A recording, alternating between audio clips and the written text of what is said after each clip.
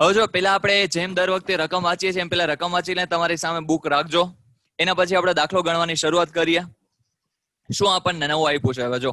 હવે દાખલા નંબર 11માં તમને કીધા છે સમાન માપના પત્રકો. શું કીધું છે આપણને? સમાન માપના પત્રકો. હવે સમાન માપના પત્રકો આપણે પહેલો દાખલો ગણીએ છીએ તો પહેલા તમને થોડું ઘણું રિવાઇઝ કરાવી દઉં કે સમાન માપના પત્રકોમાં તમે બે વસ્તુ બનાવો છો. એક તો નફા નુકસાન પત્રક પણ એમાં બનાવો છો અને બીજું તમે પાક્કું સરવૈયું પણ એમાં બનાવો છો. હવે જ્યારે તમે નફા નુકસાન પત્રક બનાવો છો, બરાબર, કે નફા નુકસાન પત્રક જ્યારે તમે એમાં બનાવો છો ત્યારે તમે શું કરો છો તો કે તમે કુલ વેચાણને, કોને? તો કે કુલ વેચાણને 100 તરીકે લ્યો છો અને એના સિવાયના જેટલી પણ વિગતો છે તમે એને ટકાવારીમાં ફેરફાર કરો, મીન્સ કે ટકાવારીમાં ફેરવો છો. એટલે આપણે સમાન માપમાં બધાને લઈ આવીએ છીએ કે વેચાણની ટકાવારી આપણને બધાની આપણે શોધવાની હોય. બરાબર. જેમ કે જો સિમ્પલી આપણે વાત કરીએ કે પાકા સરવૈયા નફા નુકસાન પત્રકમાં યાદ હોય તો તમને કુલ વેચાણ આપેલું હોય, પછી સિમ્પલી પેલા આપણે જોઈ લે અન્ય ઉપજ આપેલી હોય, બરાબર.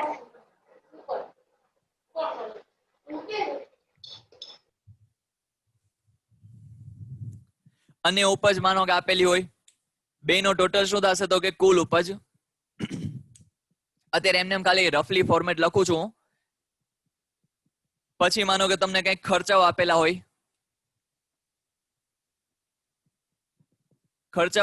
હોય, હવે માનો કે આમાં થોડાક રૂપિયા લખી લખું. માનો કે કુલ વેચાણ આપણે લખીએ 10 લાખ રૂપિયા, બરાબર. અન્ય ઉપજ આપણે લખીએ માનો કે 2 લાખ રૂપિયા. એટલે કુલ ઉપજ કેટલી થશે તો કે 12 લાખ રૂપિયા. હવે એમાંથી ખર્ચાઓ છે માનો કે 9 લાખ રૂપિયા. ખર્ચાઓ માનો કે આમાંથી થાય છે 9 લાખ રૂપિયા. તો હવે અહીંયા આવકવેરા પહેલાનો નફો આપણને મળે. આપણા ઓલામાં આવકવેરા પહેલાનો નફો આપણને મળે તો આવકવેરા અથવા કરવેરા પહેલાનો નફો જી તમે બોલો ઈ શું થશે તો કે 12 લાખ માંથી 9 લાખ બાદ કરો તો 3 લાખ થશે. હવે માનો કે કરવેરો હું ટૂંકમાં એમને લખી નાખું છું. અત્યારે 1 લાખ રૂપિયો છે. કરવેરો કેટલો છે તો કે 1 લાખ રૂપિયો છે. તો કરવેરા પછીનો નફો શું થશે તો કે 2 લાખ રૂપિયા, બરાબર. કરવેરા પછીનો નફો શું થશે તો કે 2 લાખ રૂપિયા. માનો કે આ તમને નફા નુકસાન પત્રકની વિગતો આપી છે. હવે તમારે આને સમાન માપના પત્રકોમાં ફેરવવા હોય તો આના માટે એક જ વર્ષ હશે તો પણ ચાલશે. આના માટે એક કરતા વધારે વર્ષની જરૂરિયાત નથી. એક જ વર્ષ હશે તો પણ તમે આને ફેરવી શકશો સમાન માપના પત્રકોમાં. હવે આપણે ખાલી એક વસ્તુ યાદ રાખવાની છે. તમે કોને 100 તરીકે ધારશો તો કે વેચાણ છે, તમારું કુલ વેચાણ છે એને તમે 100 તરીકે લેશો. તો આને હું લઈ લઉં છું માનો કે 100%. બ્લુ માર્કરથી લખીએ. આને માનો કે હું લઈ લઉં 100%. હવે અન્ય ઉપજ કેટલા ટકા થશે તો કે ભાઈ 10 લાખે 2 લાખ તો 100 એ કેટલા તો કે થશે 20%. કેટલા થશે તો કે 20%. હા, ગણતરી અહીંયા તમને ખબર હોય તો ટકાવારી કાઢતા આપણે શીખી ગયા છે. લગભગ તમને ટકા કઈ રીતના કાઢવા એ તમને હવે આવડતું હશે. છતાં આપણે દાખલામાં જોશું તો અહીંયા કુલ ઉપજ કેટલી છે તો કે 12 લાખ રૂપિયા છે તો કે યસ. હવે 10 લાખે 12 લાખ તો 100 એ કેટલા થાય તો કે 100 એ થાય 120. એના પછી સેમ આ તમે 9 લાખમાં પણ આવું જ કરશો કે ખર્ચાઓ છે કેટલા લાખ રૂપિયા તો કે 9 લાખ રૂપિયા. તો સિમ્પલી તમે 83 મૂકશો કે ભાઈ 10 લાખે 9 લાખ તો 100 એ કેટલા તો કે થશે 90%. એના પછી શું થશે તો કે એના પછી થશે 120 માંથી 90 બાદ કરો તો કેટલા આવે તો કે 30 આવે, બરાબર. અને તમે બીજી રીતના પણ ગણી શકો છો. 10 લાખે 3 લાખ તો 100 એ કેટલા તો કેટલા ટકા થશે તો કે 30%. હવે એમાંથી 1 લાખ, હવે 10 લાખે 1 લાખ તો 100 એ કેટલા તો કે 10% થશે. અને અહીંયા અલ્ટિમેટલી 20%. આ થઈ ગયું સમાન માપના પત્રકો. જ્યારે તમને નફા નુકસાન પત્રકનું તમને સમાન માપના પત્રકોમાં ફેરવાનું કીધું હોય ત્યારે આવી રીતના તમે કરશો. હવે અહીંયા પણ આપણને 2 વર્ષો આપશે તો આપણને 2 વર્ષનું અલગ અલગ કરવાનું છે. અને હા, પાક્કું સરવૈયું જ્યારે તમને આપેલું હોય ત્યારે તમે 100 કોને ધારશો તો કે કુલ જવાબદારી અથવા કુલ મિલકતોને તમારે 100 તરીકે ધારવાના છે. એટલે કે 100 ગણવાના, 100%. અને એની કમ્પેરિઝનમાં તમારે બધા એટલે કે બીજી બધી જે વિગતો છે, મિલકતો છે, જવાબદારીઓ છે, અન્ય વિગતો જેટલી પણ આપી હોય એને તમારે એની ટકાવારીમાં ફેરવવાની છે. ક્લિયર થાય છે? હા, નફા નુકસાન પત્રકમાં લોકો ભૂલ કરે છે. શું કરે ખબર છે? એ લોકો કુલ ઉપજને 100 લઈ લે. અહીંયા તમારે 100 કોને લેવાની છે? તો કે 100 તમારે લેવાના છે કુલ વેચાણને. એટલે અહીંયા 120% પણ થઈ શકે કે એમાં થોડીક વધારે ઉપજ એડ થાય તો કુલ ઉપજ વધી જાય. તો એવું શક્ય છે આમાં. બરાબર, તો આવી રીતના કંઈક આનું ફોર્મેટ છે. લગભગ તમને આની ગણતરી હવે સમજાણી હશે. તો હવે આપણે રકમ વાંચીએ અને રકમ પ્રમાણે ફોર્મેટ બનાવીને આપણે દાખલો ગણીએ. હવે જો આપણે રકમ વાંચીએ તો આપણને શું કીધું છે? તો કે વેચાણની ઉપજ આપી છે. ઉપર વાંચીએ તો આપણને ત્યાંથી ખબર પડી સમાન માપના પત્રક તૈયાર કરવાના છે. વેચાણની ઉપજ, પછી આપ્યું છે અન્ય ઉપજ, કુલ આવકો, પછી આપ્યા છે ખર્ચાઓ. ખર્ચાઓમાં પણ અલગ અલગ ઘણા બધા ખર્ચાઓ આપ્યા છે. પછી ટોટલ છે કુલ ખર્ચાઓ. પછી આપણને આપ્યું છે આવકવેરા પહેલાનો નફો, એમાંથી આવકવેરો બાદ અને આવકવેરા પછીનો નફો. જો એક વસ્તુ અહીંયા બહુ સારી મને ગમે એ શું? તો કે ફોર્મેટમાં તમને બધું લખેલું આપ્યું છે. એટલે તમારે પેલા રકમની રકમ એઝ ઇટ ઇઝ લખી લેવાની થશે અને પછી તમે આગળ વધશો. એટલે આમાં તમારે ઓલું ફોર્મેટમાં જે યાદ રાખવું પડતું હતું ને કે ભાઈ આના પછી આ આવે, એ તમે થોડાક રિલેક્સ થઈ શકશો એમાં. તો પેલા આપણે ફોર્મેટ બનાવી લઈએ, પછી આગળ વધીએ. બરાબર, અહીંયા પણ તમારા ફોર્મેટમાં કઈ ફેરફાર નહીં થાય. તમે ખાલી 2 કોલમ એક્સ્ટ્રા બનાવશો, એના સિવાય બીજું કઈ વધારે કરવાનું નથી. 2 કોલમ તમારે એક્સ્ટ્રા બનાવવાની છે. હા, પણ અહીંયા 2 તમને બનશે ટકાવારીની, કે ભાઈ પેલા તમને બનશે 2016 ની ટકાવારી, એના પછી 2017 ની ટકાવારી. સર ચલો, અહીંયા આપણે ફોર્મેટ બનાવી લીધું. હવે અહીંયા કંપનીનું નામ શું છે? તો કે ભાઈ કંપનીનું નામ કઈ આપેલું છે નહીં. ખાલી કીધું છે નીચે આપેલા 2 વર્ષના નફા નુકસાન પત્રકો પરથી. તો કઈ નહીં, આપણે નહીં લખીએ. સિમ્પલી ઉપર લખશું તારીખ 31/3/2016 અને 31/3/2017 ના રોજ પૂરા થતા વર્ષના શું છે? તો કે ભાઈ નફા નુકસાનના સમાન માપના પત્રક. તો અહીં આપણે લખી નાખશું સિમ્પલી નફા નુકસાનનું અથવા ના સમાન માપના પત્રક. બરાબર, એમાં તમને આપ્યું છે શું? તો કે વિગતો, પછી નોંધ નંબર, જે કોઈ દી આપણે લખવાના નથી પણ ફોર્મેટમાં છે એટલે આપણે લખવું પડે. પછી આપણને આપી છે રકમ રૂપિયા,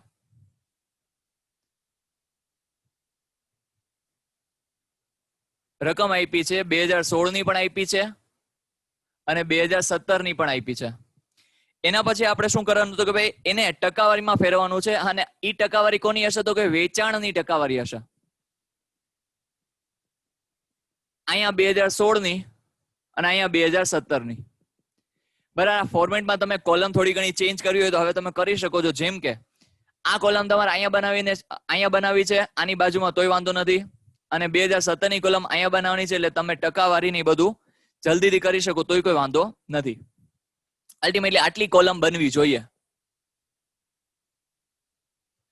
એના પછી હવે રકમ લખવાનું શરૂ કરીએ તો સૌથી પહેલું શું? તો કે ભાઈ વેચાણની ઉપજ. તો અહીં આપણે લખી નાખીએ વેચાણની ઉપજ. હવે કેટલા રૂપિયા આપી છે? તો કે અહીંયા 2016 ની આપી છે 40 લાખ રૂપિયા અને 2017 ની આપી છે 48 લાખ રૂપિયા. એના પછી અન્ય ઉપજ. હવે અન્ય ઉપજ 2016 ની આપી છે 2,40,000 રૂપિયા અને 2017 ની આપી છે 4,80,000 રૂપિયા. બરાબર, આનો આપણે ટોટલ મારશું એટલે આપણે આને કહીશું કુલ ઉપજ અથવા તો કુલ આવક. તો આપણે અહીંયા કહી દઈએ કુલ ઉપજ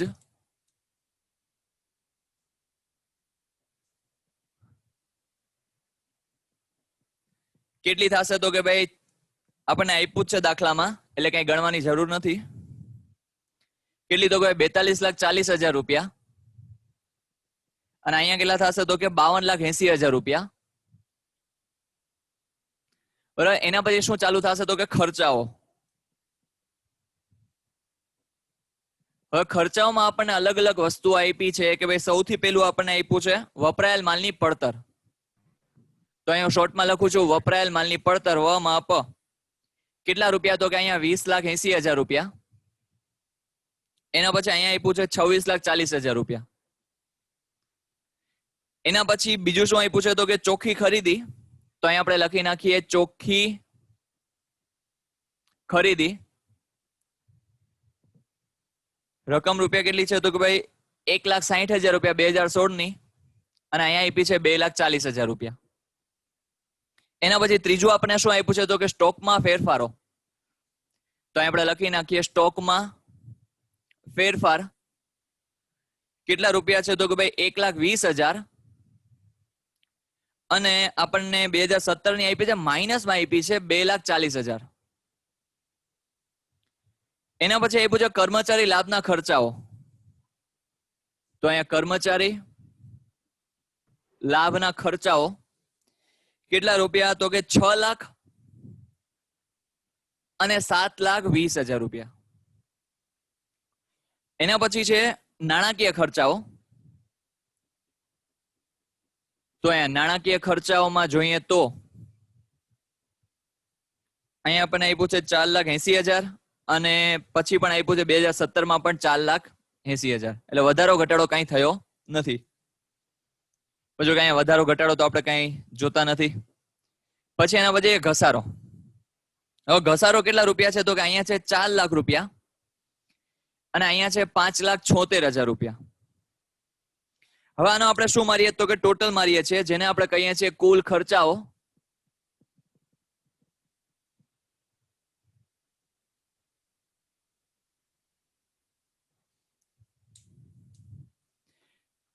કુલ ખર્ચાઓ હવે પણ તમને ગણેલા આપ્યા જ છે, તમારે કઈ ગોતવા જવાની જરૂર નથી. અહીંયા થાય છે 2016 માં 38,40,000, અને અહીંયા આપ્યા છે 44,16,000. હવે તમે શું કરશો તો કે ઉપજમાંથી ખર્ચાઓ બાદ કરશો, અને જે રકમ તમને મળશે એને તમે શું કહેશો તો કે કરવેરા અથવા તો આવકવેરા પહેલાનો નફો. તો અહીં આપણે કહી દઈએ આવકવેરો લખો તો આવકવેરો શબ્દ વાપરીએ. આવકવેરા પહેલાનો નફો. હવે ઈ કેટલા રૂપિયા આપ્યો છે તો કે ઈ આપણને મળ્યો છે 4,00,000 રૂપિયા 2016 નો, અને 17 નો આપ્યો છે 8,64,000 રૂપિયા. એના પછી અહીંયા શું તો કે ભાઈ આવકવેરો. હવે આવકવેરો કેટલા ટકા છે તો કે 30% છે, એ પણ આપણને બાદ કરીને જ આપ્યો છે, તો અહીંયા માઇનસ કરી નાખીએ. કેટલા 2,59,200, અને અહીંયા થશે 1,20,000.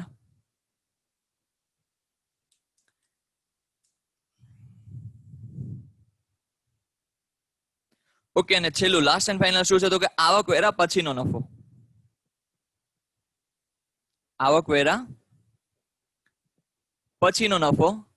હવે આવકવેરા પહેલાના નફામાંથી આપણે જો આવકવેરો બાદ કરીએ, મારાથી ઊંધું લખાઈ ગયો, સોરી. અહીંયા આવે 1,20,000,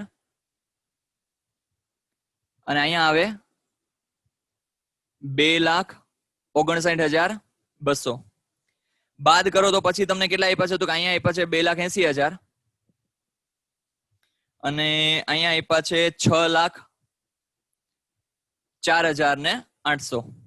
લખી છે હજી જોવા જાવ તો બીજું કાંઈ નવું કર્યું નથી, અને 2 કોલમ એક્સ્ટ્રા બનાવી છે, ડ્રો કરી છે. હવે અહીંયા જ્યારે તમે 2016-17 માં નફા નુકસાન પત્રકને જો સમાન માપના પત્રકોમાં ફેરવતા હોય તો એમાં તમારે શું કરવાનું છે તો કે તમારે 2 કોલમની જરૂર જ નથી. આમ તો તમારે ખાલી કોનું પેલા કરવાનું કે 2016 ની કોલમને ધ્યાનમાં રાખીને એનું પેલા ફેરવી નાખવાનું, પછી આગળ વધવાનું 2017 માં, અને પછી 2017 નું ફેરવાનું છે. બેયને એક સાથે તમે ફેરવી શકો છો, પણ પહેલા 2016 અને પછી 2017, કારણ કે આ વિશ્લેષણ આપણે 1 વર્ષ ઉપર પણ કરી શકીએ છીએ. તો અહીંયા હું પેલા 2016 ની કોલમને આખું બનાવી લઈશ, પછી 2017 ઉપર જઈશ. તો જો પેલી કોલમ તો સેમ કહેવાય, પેલી રો અહીંયા તો હું બેયને 100 કહી દઈશ, કારણ કે કુલ વેચાણને આપણે શું લેવાનું હોય તો કે 100 તરીકે લેવાનું હોય છે. એટલે જ આપણે અહીંયા લખીએ છીએ વેચાણની ટકાવારી. એટલે વેચાણને આપણે શું લઈ લેશું તો કે 100. હવે અહીંયા પેલાની આપણે જેમ કીધું તું ગણતરી દર્શાવવાની, તો સૌથી પહેલા અન્ય ઉપજ. હવે જો અન્ય ઉપજમાં આપણે જોઈએ તો અન્ય ઉપજમાં પેલા આપણે ગણી લઈએ 2016, કારણ કે આપણે એ જ કરીએ છીએ. તો 2016 માં વેચાણની સામે અન્ય ઉપજ. હવે જ્યારે વેચાણ 40 લાખ રૂપિયા છે, શું વેચાણ જ્યારે 40 લાખ રૂપિયા છે ત્યારે અન્ય ઉપજ કેટલા લાખ રૂપિયા છે? તો કે 2,40,000. તો 100 એ કેટલા થશે? તો તમે ક્રોસ મલ્ટીપ્લિકેશન કરશો તો ભાઈ 2,40,000 એને ગુણ્યા 100 ભાંગ્યા 40 લાખ તો કેટલા ટકા આવે? કીધું કેટલા ટકા આવે? 6%. 6%. સારું, ચાલો તો અહીંયા આપણે લખીએ 6%. સારું, ચાલો આગળ વધીએ. તો હવે અહીંયા આપણને આવી ગયો 6%, એટલે તમને ગણતરી કઈ રીતના કરવી એ તમને અહીંયા સમજાઈ ગયું હશે. આગળ વધીએ. તો હવે અન્ય ઉપજ. હવે અન્ય ઉપજમાં આપણે 6% મળી, તો અહીંયા આપણે લખી નાખીએ 6%. 2017 નું પછી કરીએ છીએ, પેલા 2016 આખું કમ્પ્લીટ કરી લઈએ. હવે અહીંયા તમારે એકની ગમે એની ગણતરી દર્શાવવાની હોય છે, આપણે અન્ય ઉપજની દર્શાવી દીધી, તો હવે બધાની દર્શાવવાની જરૂર નથી. આગળ વધીએ. તો અહીંયા મને ખબર પડી જાય કેટલા થશે, તો કે 106% થશે, કારણ કે ટોટલ માર્ક્સ ઈ જ આવશે. પણ છતાંય તમારે ગણતરી કરવી હોય તો કરી લ્યો કે ભાઈ 40 લાખ એ 42,40,000, તો 100 એ કેટલા? તો તમે શું સિમ્પલી ગણતરી કરશો તો કે 42,40,000 એને ગુણ્યા 100 ભાંગ્યા 40 લાખ, તો 106% થશે. આગળ વધીએ. તો હવે આવ્યું વેચાણ માલ, વપરાયેલ માલની પડતર. તો શું છે? 20,80,000 એને ગુણ્યા 100 ભાંગ્યા 40 લાખ, કેટલા ટકા આવે? પાછું બોલું છું, 20,80,000 એને ગુણ્યા 100 ભાંગ્યા 40 લાખ, કેટલા ટકા આવે છે? 52. કેટલા? 52. 52%. ઓકે, એક્ઝેક્ટ 52 ને? 52. ઓકે, આગળ વધીએ. તો એના પછી છે ચોખ્ખી ખરીદી. 1,60,000 એને ગુણ્યા 100 ભાંગ્યા 40 લાખ, તો કેટલા ટકા આવે?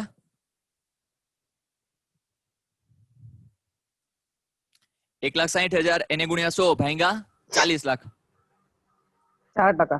4%. Very good, 4%.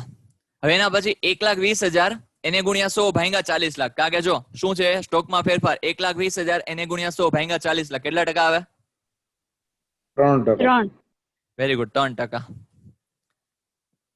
ટકાવારી નિશાની કરવી હોય તો વાંધો નથી, બગ ઉપર એકમાં કરી દેશો તો ચાલશે. પછી હવે અહીંયા મહેનત કરી તો હું અહીંયા કરી નાખું.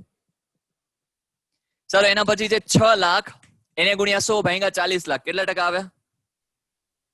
15. Okay, very good. એના પછી 4,80,000 એને ગુણ્યા 100 ભાંગ્યા 40 લાખ, 4,80,000 એને ગુણ્યા 100 ભાંગ્યા 40 લાખ, કેટલા ટકા આવે? યસ બોલો.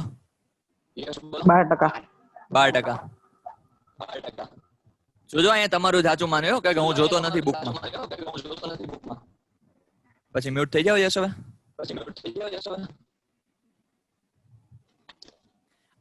આગળ વધીએ.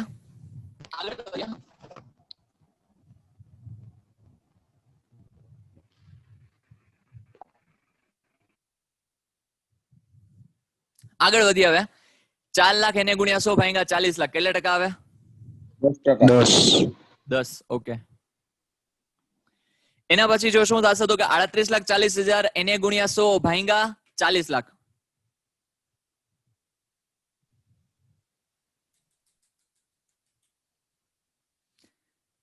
38,40,000 એને ગુણ્યા 100 ભાંગ્યા 40 લાખ, કેટલા ટકા આવશે? 96. Very good, 96.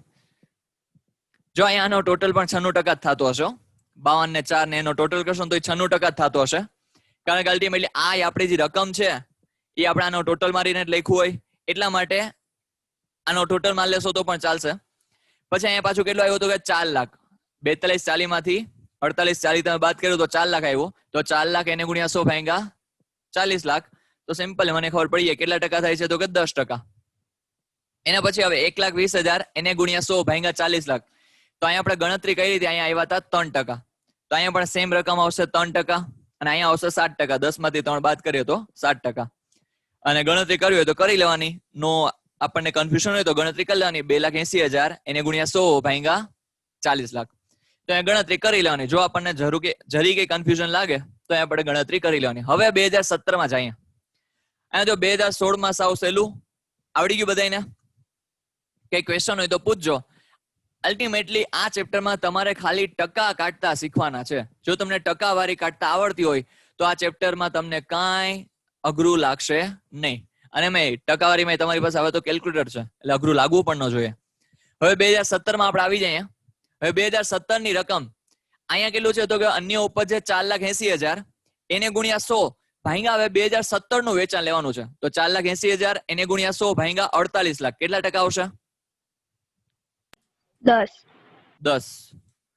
Very good. ચાલો 10%.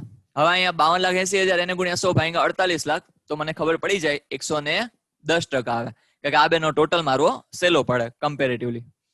હવે અહીંયા પાછા આવી ગયા વપરાયેલ માલની પડતરમાં તો 26,40,000 એને ગુણ્યા 100 ભાંગ્યા 48 લાખ કેટલા ટકા આવે? 55. ઓકે. એના પછી 2,40,000 એને ગુણ્યા 100 ભાંગ્યા 48 લાખ કેટલા ટકા આવશે? 5%. Very good 5%. એના પછી હવે અહીંયા 2,40,000 માઇનસમાં છે તો કઈ નહીં ટકાવારી કાઢવામાં તો કઈ ડિફરન્સ નથી પણ ખાલી ટકાવારી જે ટકા તમને આવે એ તમે માઇનસમાં લખશો બીજું કઈ ફરક નથી. તો અહીંયા 2,40,000 તો અહીંયા 5% આવ્યા તો કે અહીંયા 5% જ આવશે પણ આપણે અહીંયા લખશો માઇનસમાં એટલે એટલો ઘટાડો થયો છે ગયા વર્ષની સરખામણીમાં. તો અહીંયા આપણને સ્ટોકમાં ફેરફારમાં શરૂ સ્ટોક વધારે, શરૂ સ્ટોક નહીં પણ આખર સ્ટોક વધારે છે કારણ કે સ્ટોકમાં ફેરફારમાં આપણે શું લખીએ છીએ તો કે શરૂ સ્ટોક માઇનસ આખર સ્ટોક તો અહીંયા શરૂ સ્ટોક કરતા આખર સ્ટોકની રકમ વધારે છે એટલા માટે અહીંયા રકમ આવી માઇનસમાં. પછી અહીંયા આવ્યું 7,20,000 એને ગુણ્યા 100 ભાંગ્યા 48 લાખ કેટલા ટકા આવે? 15%. Very good 15%. ઓકે તો અહીંયા આપણે લખી નાખીએ 15%. એના પછી 4,80,000 એને ગુણ્યા 100 ભાંગ્યા 48 લાખ તો અહીંયા આપણે ગણતરી કરી હતી 10% તો અહીંયા પણ સેમ જ આવે 10%. એના પછી 5,76,000 એને ગુણ્યા 100 ભાંગ્યા 48 લાખ કેટલા ટકા આવશે? 12%. Very good 12%. એના પછી 44,16,000 એને ગુણ્યા 100 ભાંગ્યા 48 લાખ કેટલા ટકા આવશે? 92. Very good 92. હવે અહીંયા ગણતરી કરીએ તો 110 માંથી 92 બાદ કરવા સહેલા પડે 18 આવે અહીંયા ટકા છતાંય ગણતરી કરી લેજો. હા પાડજો વેરીફાઈ કરીને કે ભાઈ 8,64,000 એને ગુણ્યા 100 ભાંગ્યા 48 લાખ કેટલા 18% આવે છે? હા. Very good. ચાલો આગળ વધીએ. હવે 2,59,200 એને ગુણ્યા 100 ભાંગ્યા 48 લાખ કેટલા ટકા આવે? 5.4. 5.4 બરાબર ને 5.4%. ઓકે આગળ વધીએ તો પછી 6,04,800 એને ગુણ્યા 100 ભાંગ્યા 48 લાખ કેટલા ટકા આવે? 12.6 આવે. 12.6 ને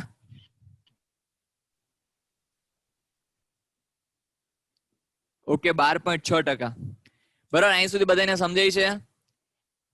એક સેકન્ડ સાઈડમાં જાઉં છું જેને જેને નો લખ્યો એ બધા સ્ક્રીનશોટ પાડી લેજો.